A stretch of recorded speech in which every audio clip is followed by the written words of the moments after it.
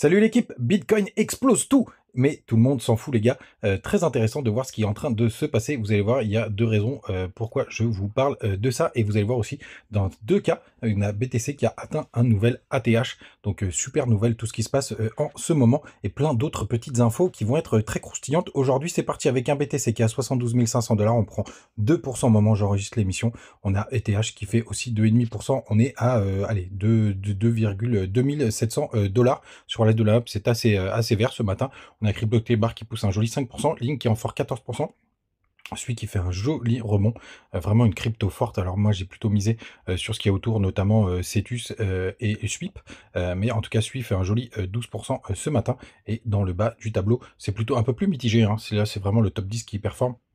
Et c'est Crow de Crypto.com, la pire crypto du monde, qui prend 1,7% et qui ferme le top 50. Les gars, tout d'abord, je voulais vous montrer ça parce que c'est très intéressant du côté des Chicago Mercantile Exchange. Regardez, on a fait un nouveau sommet pour le BTC, donc il a touché quasiment, hop, si on regarde les 74 500 $. Donc c'est très intéressant de voir comme c'est ultra bullish du côté des professionnels, hein, qui misent sur le Chicago Mercantile Exchange, puisque eux, ils sont déjà en ATH, alors que c'est pas le cas sur le BTC, puisque vous voyez, on s'est arrêté un petit peu avant. Et d'ailleurs, on va voir où on en est, mais regardez ce qui est très très propre. Alors là, je suis toujours en weekly pour qu'on ait un peu plus de vision. Regardez-moi comme c'est très très propre cette virgule sur le RSI. Épaule, tête, épaule. On fait un joli pullback et on décolle. Donc là, c'est plutôt chouette ce qu'on est en train de voir, bien évidemment. Là, normalement, la prochaine target, ce serait d'aller chercher l'ATH, puisqu'il y a beaucoup de liquidités qui se retrouvent au-dessus. Et ce que je voulais vous montrer aussi, ce qui est très très drôle, c'est le BTC, le BTC qui a fait un autre ATH. Regardez, c'est très très marrant. C'est le BTC face à l'euro. Regardez, hop, il a fait les 68 000 euros quasiment. Regardez, c'est vraiment très très propre. On va passer en weekly. C'est d'un cheveu, mais c'est très intéressant de voir que le BTC, bah, tout simplement, il surperforme le dollar quand même surperforme encore le BTC puisqu'il a fait un nouvel ATH. Alors c'est pas de grand chose, hein, on parle de 500 euros, mais pour le coup c'est intéressant à voir. C'est pour ça que je voulais vous partager tout ça. On revient sur nos petits graphiques. Tout simplement, et on voit donc qu'on continue de pousser. On a cramé tous les stops qui étaient au-dessus de cette petite mèche. Alors attendez, on va se remettre en weekly pour que ce soit plus propre du côté des perps, hein. Vous voyez tout ce qui était au-dessus de ce sommet là, et donc vous voyez on s'est arrêté là au 73 660. On n'est plus qu'à 220 $ de l'all-time high, donc je pense qu'on va y aller, hein. Puis même quand on regarde le RSI, vous voyez en weekly, ça nous fait joli un rounding bottom. Vous voyez, ça fait un petit rond comme ça. On avait eu le croisement des MACD, on avait eu le croisement des moyennes mobiles. Je sais que beaucoup on en parlait, j'en ai pas trop parlé parce que je trouve que c'est pas forcément hyper pertinent, mais on a eu le croisement de la moyenne mobile, donc une golden cross entre la moyenne mobile 50 et la moyenne mobile 200, mais pour moi c'est pas des indicateurs long terme. Alors si vous voulez le faire, regardez, vous allez là, vous faites indicateur, vous tapez MA, et vous voyez là, vous tapez la moyenne mobile 100 et la moyenne mobile 200 et la moyenne mobile 50, vous passez en daily, et vous voyez le croisement, il est juste là, c'était il y a quelques jours.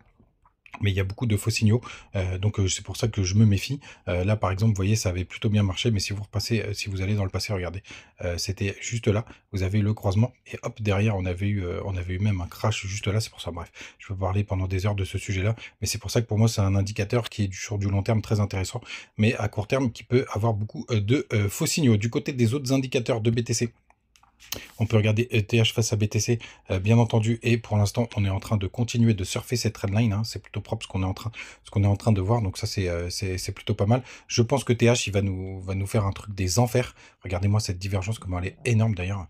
On peut même tracer la droite. Hop, si ça veut bien marcher ce matin, ouais, nickel. Regardez comme c'est propre.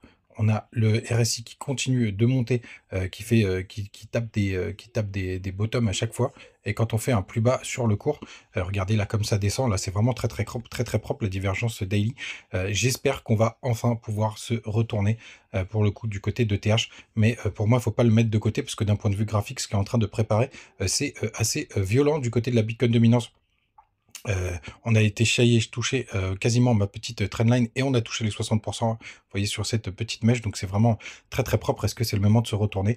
Bah justement, c'est ce qu'on va voir. D'ailleurs, tous ceux qui n'ont pas vu la vidéo d'hier, si vous l'avez pas vue, au moins allez regarder cette vidéo, puisque justement le sujet du jour, c'est tout le monde s'en fout du top du Bitcoin. Déjà, vous allez voir qu'il n'y a pas grand monde qui s'y intéresse, mais surtout Tout simplement, c'est parce qu'on est tous, surexposés, sur les altcoins, hein. Je vous ai, fabriqué ce petit mème, hier, justement, parce que, peu importe si Bitcoin est proche de son ATH, bah, c'est pas le cas des altcoins, notamment, d'Ether, hein, qui est quasiment divisé par 2 par rapport à son ATH, tout simplement.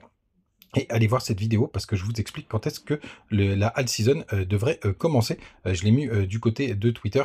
Elle est aussi sur Thread, mais c'est un extrait de la vidéo d'hier et pour le coup c'est assez universel. On ne parle pas du court terme, tout simplement, mais c'est vraiment très très propre. Donc j'invite à aller le voir. En tout cas, on a bien nettoyé au-dessus des 73 000 $. Les autres indicateurs très intéressants, c'est les inflows stratosphériques du côté des ETF, puisqu'on a eu 800 millions qui sont rentrés hier. Je crois que c'est la deuxième plus grosse journée, puisqu'on avait, déjà presque atteint le milliard dans 886. Ouais, ça doit être la deuxième plus grosse journée, peut-être là.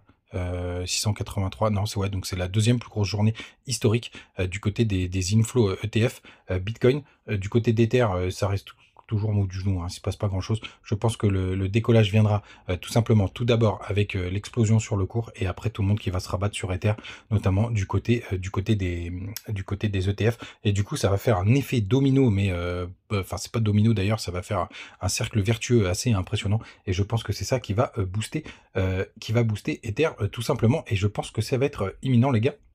Moi, je le foutrais pas à la poubelle, même si je trouve que le projet est quand même, enfin, à la traîne. Enfin, c'est compliqué à dire, mais qui a plus la même utilité enfin, beaucoup moins utilisé avec les IR2, etc. En tout cas, du côté des fundings, et c'est pour ça aussi que je vous dis tout le monde s'en fout, parce que les fundings, en fait, ils sont qu'à 0,01%. Et souvenez-vous, quand on avait eu de la surspéculation, on avait des fundings qui étaient beaucoup plus élevés, et de voir BTC si bas du côté de Binance, bah, je trouve ça plutôt rassurant pour la suite. En tout cas, il y a de plus en plus de cryptos qui sont en funding négatif. Hier, j'ai pris un petit long sur TIA, très court terme, pour avoir un petit pump and dump. Faites attention, il y a un gros unlock qui va arriver là. Vous voyez là, maintenant du côté de Bitget, c'est pas hyper élevé, donc c'est moins intéressant. C'est plutôt intéressant du côté de Binance et même des autres exchanges. Mais très intéressant donc de voir ces fundings qui restent encore très très bas, malgré un BTC qui est quasiment en train de toucher son top. Qu'est-ce qu'il fait là, lui? Tout simplement, quelque chose de très très beau. En tout cas, en parlant de Bitget, n'hésitez pas, vous avez toujours le petit bonus pour tous ceux qui ne sont pas encore inscrits dessus, hein. Vous avez 20 $ qui sont offerts directement à l'inscription avec le KYC.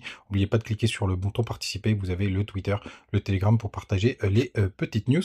Et puis, on va attendre, comme d'habitude, comme tous les jours, la réouverture des marchés américains, les gars. Mais surtout, je pense qu'on est vraiment pas loin de déclencher la TH. D'ailleurs, vous voyez, il y a très peu d'affaiblissement au niveau du cours là, même en 4 heures, en 1 heure, c'est en train de latéraliser un petit peu pour avoir une dernière explosion haussière, mais le RSI est pas très très haut. Enfin bref, moi je serais pas surpris qu'on aille taper l'ATH aujourd'hui. Ce serait plutôt chouette, les gars. Vous savez tout, passez une très très bonne journée. On se retrouve comme d'habitude demain. Ciao.